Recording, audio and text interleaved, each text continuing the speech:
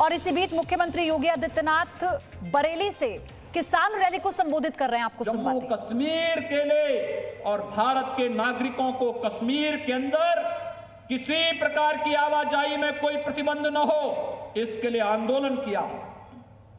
लेकिन कांग्रेस ने एक व्यवस्था वहां और बना दी। अगर बरेली के लोग, शाहजहांपुर के लोग, पीलीभीत के लोग और बदायूं के लोग चाहे, यहां का नौजवान चाहे, वो अच्छा खासा कमा रहा है, उसको लगता है कि नहीं मुझे यहां के साथ साथ अपना एक मकान श्रीनगर में बनाना है, वैष्णो देवी की यात्रा के लिए जाते हैं तो कटरा में एक धर्मशाला बनाना है, नहीं बना सकता था। भाइयों बहनों, प्रधानमंत्री मोदी जी ने और गृह मंत्री अमित शाह जी ने कश्मीर में धारा 370 को समाप्त करके बरेली, पीलीभीत, बदायूं और शाहजहांपुर के लोगों को भी छूट दे दी है। आप चाहें तो जम्मू कश्मीर के अंदर, आप चाहें तो श्रीनगर या लद्दाख के अंदर अपने लिए जमीन खरीद करके अपना मकान या गेस्ट हाउस या धर्मशाला का निर्माण कर सकते हैं। ये काम अच्छा हुआ है। मैं आपसे पूछना चाहता हूं, जम्मू कश्मीर में धारा 370 समाप्त करके जो अधिकार प्रधानमंत्री मोदी जी ने पूरे देश को दिया है, क्या यह अच्छा कार्य हुआ है? आप समर्थन करते हैं? प्रधानमंत्री मोदी जी का अभिनंदन करते हैं? तो मेरे साथ बोलेंगे भारत माता की, भारत माता की। और साथ साथ मैं आज एक मुस्लिम धर्मगुरु का बयान पढ़ रहा था। जम्मू से उनका बयान आया है और उन्होंने कहा कि हम प्रधानमंत्री मोदी जी का अभिनंदन करते हैं कि जम्मू कश्मीर के विकास की प्रक्रिया को उन्होंने धारा 370 को समाप्त करके आगे बढ़ा दिया है। भाइयों बहनों, हमारा ये शरीर है, अगर शरीर का कोई अंग कमजोर हो जाता है तो शरीर पूर्णांग नहीं माना जाता। अगर देश का कोई हिस्सा विकास की प्रक्रिया से वंचित हो जाए, कमजोर हो जाए, तो क्या देश मजबूत हो पाएगा? और यही स्थिति थी। 4 परिवार जम्मू कश्मीर का पूरा बजट हजम कर जाते थे। वहां की जनता को इसका लाभ नहीं मिल पाता था और इसके लिए धारा 370 समाप्त होनी आवश्यक थी। जम्मू कश्मीर के अंदर आतंकवाद और अलगाववाद की जड़ें समाप्त हो सके और पाकिस्तान प्रस्त आतंकवाद को उसकी माद में घुस करके भारत के बहादुर जवान जवाब दे सके, इसके लिए धारा 370 समाप्त होनी आवश्यक थी। और प्रधानमंत्री मोदी जी ने जब ये काम किया तो विपक्ष को यह भी बुरा लग रहा है। उनकी परेशानी वही है और उस खिसियाहट को कि आज भारत तो विकास कर जा रहा है, क्योंकि देश तो वही, संसाधन वही, नेतृत्व बदला तो देश का परसेप्शन भी बदल गया। देश के प्रति दुनिया की निगाहें और नजरें भी बदल गई। भारत ने कोरोना के कालखंड में जितना बेहतर प्रदर्शन किया है, आज दुनिया उसकी सराहना कर रही है और दुनिया ने इस बात को माना है कि प्रधानमंत्री मोदी जी के नेतृत्व में भारत का प्रदर्शन बेहतरीन रहा है। 135 करोड़ की आबादी को सुरक्षित करने का जो कार्य प्रधानमंत्री मोदी जी ने किया है, आज दुनिया उसका अनुसरण करने के लिए मजबूर हुई है और विपक्ष को इसमें भी परेशानी है। भाइयों बहनों, आप सब जानते हैं कि प्रधानमंत्री मोदी जी ने भी और केंद्रीय कृषि मंत्री जी ने बार बार कहा है कि कृषि संबंधी सुधार के लिए जो कानून भारत सरकार ने बनाए हैं, यह किसानों की जमीनों को किसी को भी कब्जा करने की छूट नहीं देती है। मंडी समाप्त करने की कहीं कोई व्यवस्था नहीं। मंडी तो ये चलेंगे ही, लेकिन एक निजी क्षेत्र में मंडी एक स्वस्थ प्रतिस्पर्धा को बढ़ाने के लिए प्रारंभ किया जा रहा है, जिससे किसानों को ज्यादा दाम मिल सके। किसान अपनी उपज को मंडी के अलावा अगर कहीं बाहर बेचना चाहेगा, उस पे किसी भी प्रकार का कोई टैक्स नहीं लगेगा। यह गारंटी देने की एक व्यवस्था इसमें की जा रही है।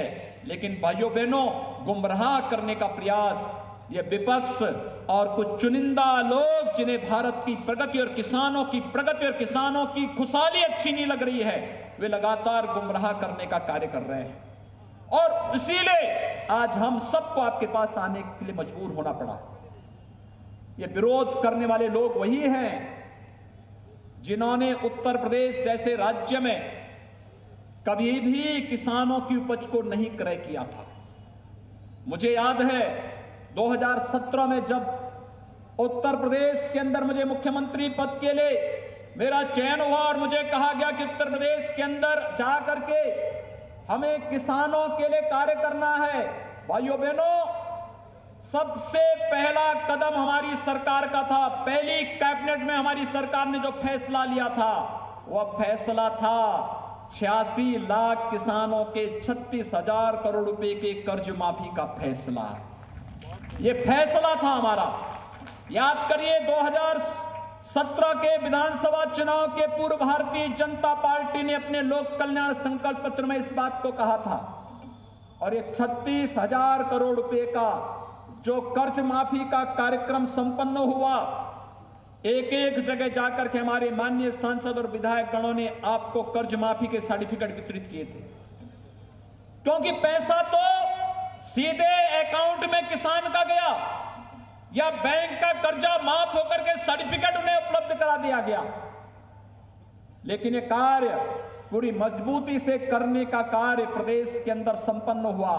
और इसके बाद दूसरा कदम जो उठाया गया वह था प्रदेश के अंदर किसानों की उपज को क्रय करने का। क्रय केंद्र स्थापित किए गए। किसानों को पहले साल विश्वास ही नहीं हो रहा था कि क्या उस समय गेहूं की फसल आ रही थी, क्या गेहूं की फसल सरकार खरीदेगी, न्यूनतम समर्थन मूल्य पे खरीद पाएगी। और भाइयों बहनों, मैं अभिनंदन करूंगा जनप्रतिनिधियों का, किसान बंधुओं का और इस पूरी प्रक्रिया के साथ जुड़े हुए उस पूरे तंत्र का जिन्होंने पहले साल ही 36 लाख मीट्रिक टन गेहूं का क्रय किया। धान की फसल तैयार हुई, किसानों से 46 लाख मीट्रिक टन धान का क्रय किया गया। अगले वर्ष किसानों को विश्वास हुआ 56 लाख मीट्रिक टन धान गेहूं का क्रय होता है, 52 लाख धान का क्रय होता है। और भाइयों बहनों, अभी धान का क्रय चल रहा है, लेकिन साथ साथ अब तक लगभग 36 लाख मीट्रिक टन धान का क्रय सीधे सीधे क्रय केंद्रों के माध्यम से प्रदेश के अंदर हुआ है। और मैं आपको इस बात के लिए कह सकता हूं, जब तक किसान चाहेगा तब तक प्रदेश के अंदर 4500 से अधिक क्रय केंद्रों के माध्यम से हम किसानों का धान क्रय करने का कार्य करेंगे और एमएसपी का लाभ सीधे किसान के खाते में देने का कार्य भी करेंगे। लेकिन ये किसके कारण? क्योंकि भारत सरकार का संबल है, उनका सपोर्ट है। आप अनुमान करिए, यही प्रदेश है जहां पर चीनी मिलें बंद हो रही थी। वर्षों तक, जब 2017 में हम लोग आए थे, 6 वर्ष का गन्ना मूल्य का भुगतान नहीं हुआ था।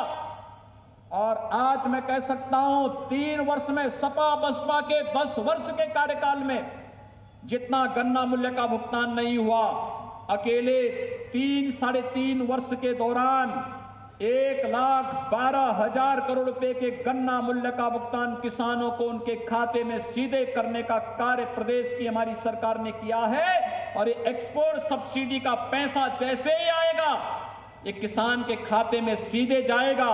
तो भाइयों बहनों, 1,15,000 करोड़ रुपए के गन्ना मूल्य का भुगतान अकेले उत्तर प्रदेश के अंदर हो चुका होगा। इतना पैसा 1,15,000 करोड़, ये बहुत सारे राज्यों का वार्षिक बजट नहीं, लेकिन हमारे प्रदेश में हमारे अन्नदाता किसानों के गन्ना मूल्य का भुगतान किसान इस रूप, सरकार इस रूप में कर रही है। जो लोग किसानों की बात कर रहे हैं, मैं पूछना चाहता हूं उनसे, प्रदेश के अंदर किसानों के सबसे बड़े मसीहा के रूप में चौधरी चरण सिंह जी थे, लेकिन चौधरी चरण सिंह जी के स्वयं की कर्म भूमि की चीनी मिल, रमाला चीनी मिल 30 वर्षों से मांग हो रही थी, उसके विस्तारीकरण और नवीनीकरण की कोई सरकार नहीं कर पाई। जब 2017 में हमारी सरकार आई, हमारी सरकार ने ही रमाला चीनी मिल के नवीनीकरण और विस्तारीकरण के कार्य को पूरा करते हुए विगत वर्ष रमाला में मैं स्वयं गया था और रमाला में चीनी मिल के विस्तारीकरण के कार्य को आगे बढ़ाते हुए हम लोगों ने उस चीनी मिल का शुभारंभ भी किया। प्रदेश के अंदर गन्ना किसानों के लिए आगे का भविष्य बहुत ही उज्जवल है, क्योंकि जितनी चीनी की आवश्यकता प्रदेश के अंदर पड़ेगी उतनी चीनी मिलों से चीनी बनेगी। जितना गुड़ का उत्पादन होगा, खांडसारी उद्योग को लाइसेंस फ्री करके हम लोगों ने वहां पर जिस भी क्षेत्र में खांडसारी उद्योग लगाना चाहता है वहां पर उद्योग के लिए भरपूर उन्हें लाइसेंस उपलब्ध करवाया जा रहा है। तो फिलहाल अभी मुख्यमंत्री योगी आदित्यनाथ को आप सुन रहे हैं, किसानों की सभा में संबोधित करते हुए वो ये भी बता रहे हैं क्या फायदे किसानों को मिलेंगे और कैसे कानूनों को लेकर जो भ्रम किसानों में फैलाया जा रहा है उसे दूर करने की कोशिश भी की जा रही है। Presenting B News app available on Google Play and App Store. Download it now.